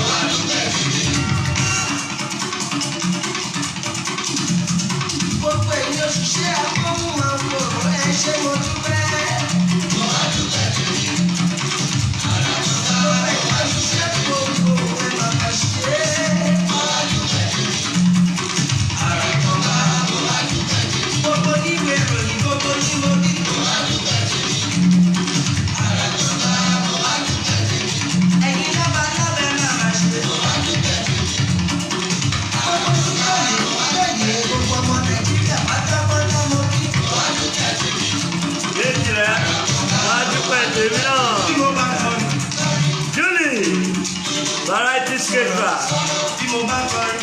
lónìí ni àwọn tí bá ń kọjọ wọn ni. ń sọ̀rọ̀ wá ní lágbájá mo bá wí wá ní tàmẹ̀dù mo ń bá wí. Eva. ọ̀rọ̀ ń lúwẹ̀ ní mọ́tò bẹ nínú ìbèjì pẹ̀lú kùrí ẹni máa gbọ́ tó ní pé. bọ̀wọ̀ fún bàbá ẹ̀ àti ìyá ẹ̀ àtẹnikẹ́ni tó bá dùn. Ó dákẹ́ ọ̀rẹ́ fẹ́. àgbàgbà ẹlẹ́rú ẹ̀ mọ́jú bá ọ. ẹjọ́ yẹ kí yóò yí bá mọ́ ṣe.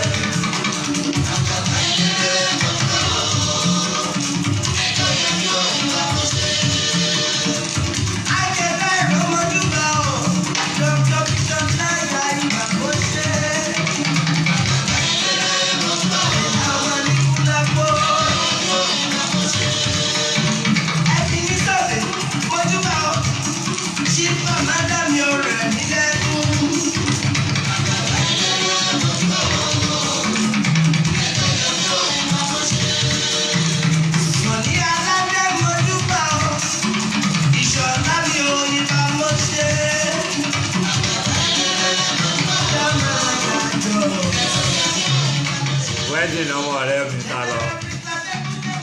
Ẹjẹ́ sáré ṣèké díẹ̀. Àwọn ọ̀rẹ́ mi jẹ ẹjẹ́ èké àwọn ọ̀rẹ́ mi jẹ. Síkírù àyè jẹ́ bàrísítà ọmọ bàbá gẹ́gẹ́ bí oyin bá ló ṣe. Ojú wa o. Òní tí àyè láwọn ojú bá o. Kébé wàrà ìlà mo ṣe.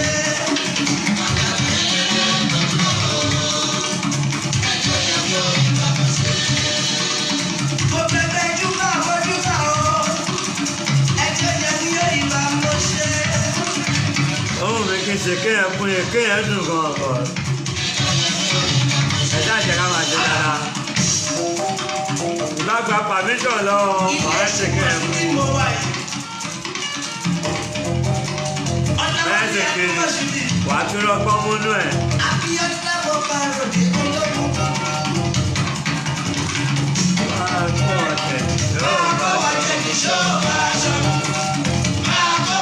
Ìbáran ti bàbá yìí, bàbá wa ìgá kọ̀kọ̀. Owó ra yìí, kò ra agbára ra anything. Owó ra o. Ẹ mọ bí bàbá yìí ṣe mi Èkó tó mi gbogbo Nàìjíríà. Kí ló wá ṣẹlẹ̀?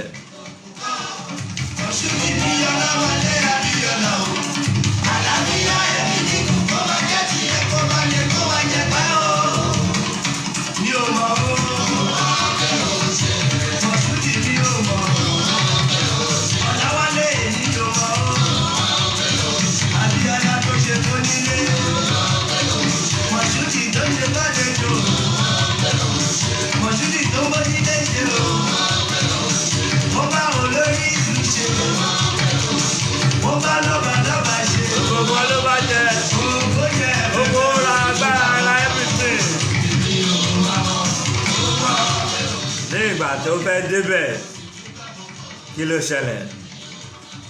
Àbúrò ẹ̀ má máa gbàgbé bọ́ọ̀ bá jẹ́ tí ìjẹ́ ń gbà yẹn owó abúlé lọ.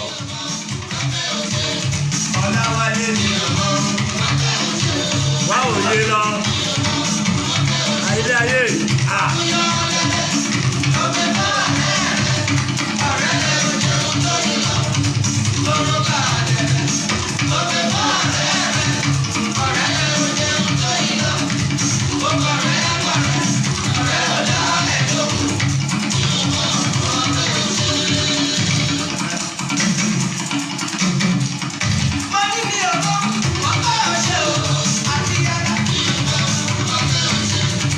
Ojú ti kí ọ.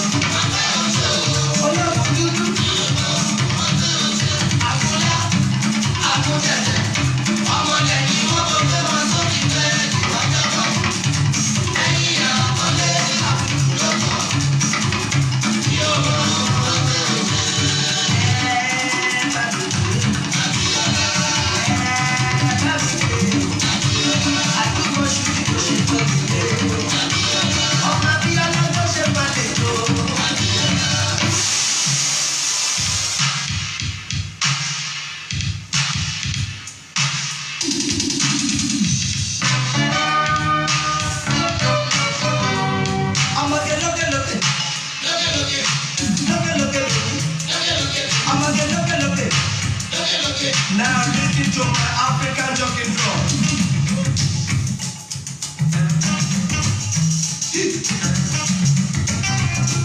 I'm a get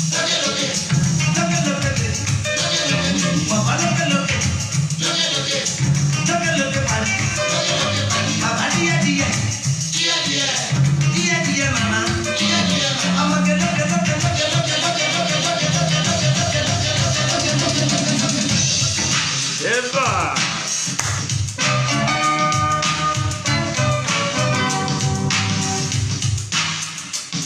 Shina Peters to play music. Okay now.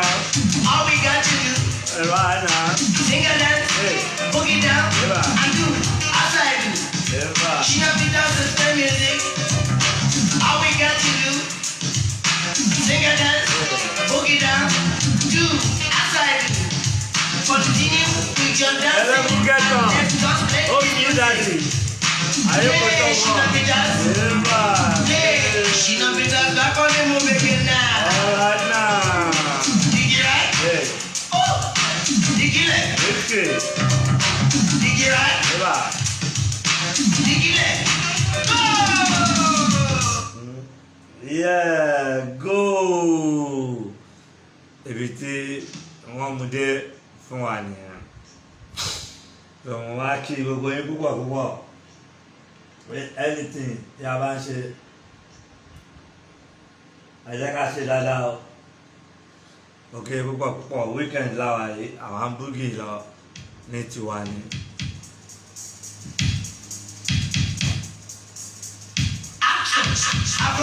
Ìyàrá kúrò láti lọ́rọ̀ ẹ.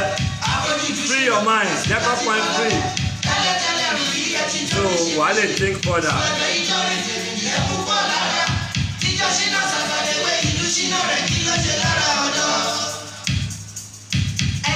Ẹgbẹ́ ìgbà ọ̀la bí òréré.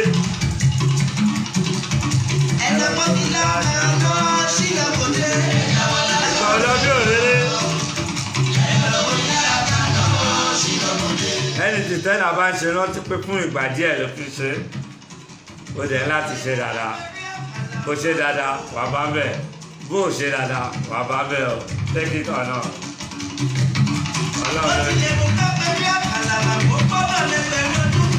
Ìjọ kìíní tí Shina Peters bẹ̀rẹ̀. Ọba ti jàjà bẹ̀rẹ̀ sí ní kankan wá ẹ̀wù gbéraga yẹn wá pọ̀ sí àwọn gbajúmọ̀ ọmọ gbajúmọ̀ kò ṣe é sọ fún yín olówó ló mọ̀ mo lè ka àwọn eléré yẹn àwọn eléré jẹ́ pé olówó ni wọ́n mọ̀ mo lè ka wọ́n fún yín that's why tí wàá ṣiṣẹ́ ńlá wọn padà pẹ̀lú music lèmi sọ o.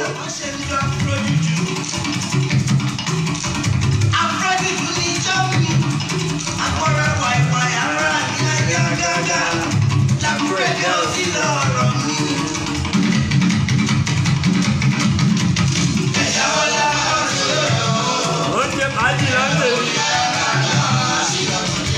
Lọ́wọ́ adé ó dé mi, ẹ̀rù bà wá.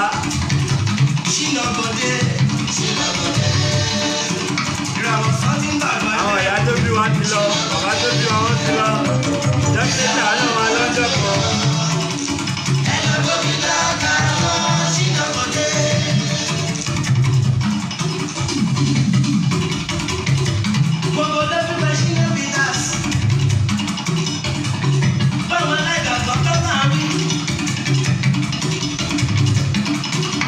Shina Peters,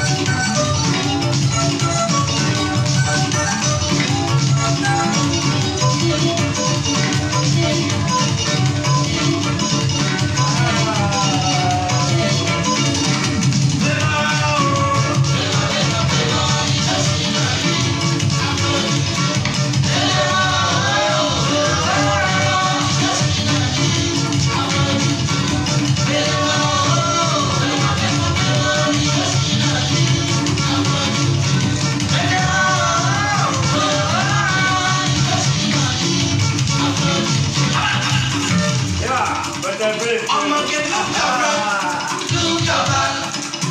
Ayé la máa jẹ́ ká tó jọ̀run. Enjoy your life, do good. Ọmọge look your front, baby look your back. Jọ. You can be Miss Congo, you can be Miss Africa, you can be Miss Nigeria. Without money, nothing can be done. You can be Miss Congo, you can be Miss Africa, you can be Miss Nigeria. Without money, nothing can be done. I said before, love of good children and women. But nowadays, money gone, power for God. Me, I know they play women. At all. I know they play women at all because they be one buy beautiful dresses, they be one buy beautiful shoes, they be one buy beautiful jewelries. People say they be one buy beautiful car. He wants say it's a beautiful to bless. All these things, now it go to God. I'ma get you fine, I'ma get you fine, I'ma get you fine, I'ma get you fine.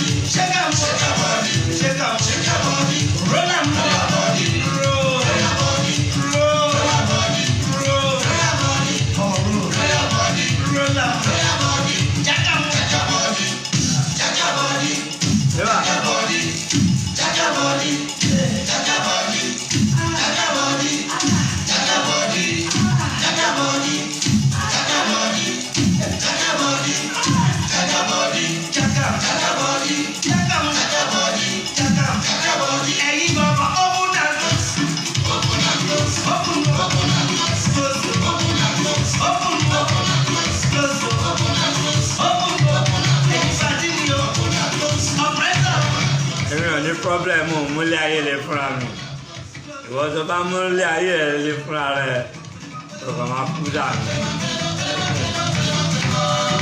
múlé ayé lè o ọ̀pìnrin mi yàtọ̀ ó clean.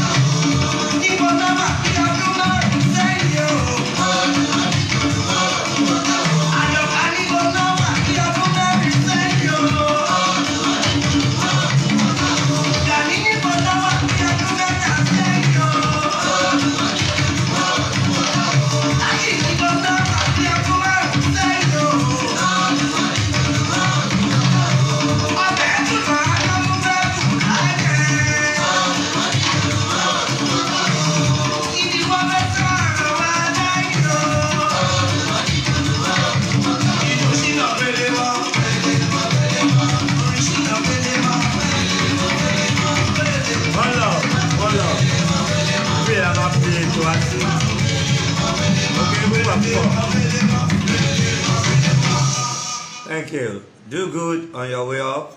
Do good on your way down. Very life bó ṣe rí. Èmi mo sick. Àrùn burúkú ò ní kọlù yín o. Gbogbo yín tẹ̀ ń gbọ́ mi dáadáa. Jẹ oúnjẹ tó dáa sẹ́mi ẹ̀kọ́ tó ní nìyẹn. Ẹni tó bá máa fẹ́ máa fún ẹ ní problem nílé ayé ẹ̀ yẹra fún. Ẹni tó bá ń sọ̀rọ̀ bàbàbà tó ẹ pé kò mọ̀ jẹ pé lọ kó kọ̀ máa tọ́ yẹra fún. Wọ́n á kó bẹ́ẹ̀ o. Wọ́n á kó láàbẹ̀ torí náà mo kì í wọ́n lọ so kò lè rí ilé ayé ẹ̀ gbé tó bá